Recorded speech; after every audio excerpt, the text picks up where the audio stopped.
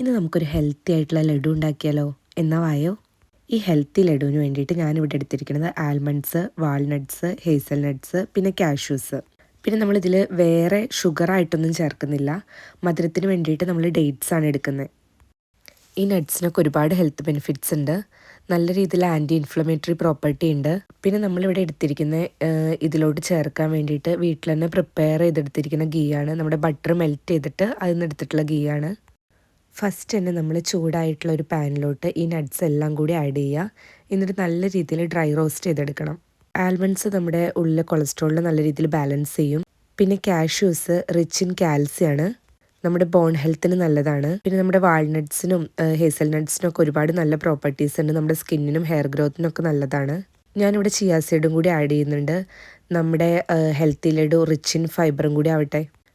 Dates നമ്മൾ കുറച്ച് നേരം വെള്ളത്തിലൊന്ന് കുതിർത്തിയെടുത്തതിന് ശേഷം ഒന്ന് മിക്സിയുടെ ജാറിലിട്ട് ഗ്രൈൻഡ് ചെയ്തെടുക്കണം. പിന്നെ നമ്മൾ നേരത്തെ ഡ്രൈ റോസ്റ്റ് ചെയ്തിട്ടുള്ള നമ്മുടെ നട്ട്സും ഒന്ന് തണുത്തതിന് ശേഷം ഇതുപോലെ പൊടിച്ചെടുക്കണം. ശേഷം അതിലോട്ട് ഉരുക്കി വെച്ചിരിക്കുന്ന ഗീയും കൂടി ആഡ് ചെയ്തിട്ട് നല്ല രീതിയിൽ നമ്മൾ ബോൾസ് ആക്കി എടുക്കണം ഈ മിക്സിനെ. വേറെ നമ്മൾ ഇതിലോട്ട് വാട്ടറൊന്നും ആഡ് ചെയ്യേണ്ട. ഇതുപോലെ ബോൾസ് ആക്കി എടുത്താൽ മതി. എന്തായാലും നമ്മുടെ ഈ ഹെൽത്തി ലഡു ഒന്ന് ട്രൈ ചെയ്ത് നോക്കൂ കേട്ടോ.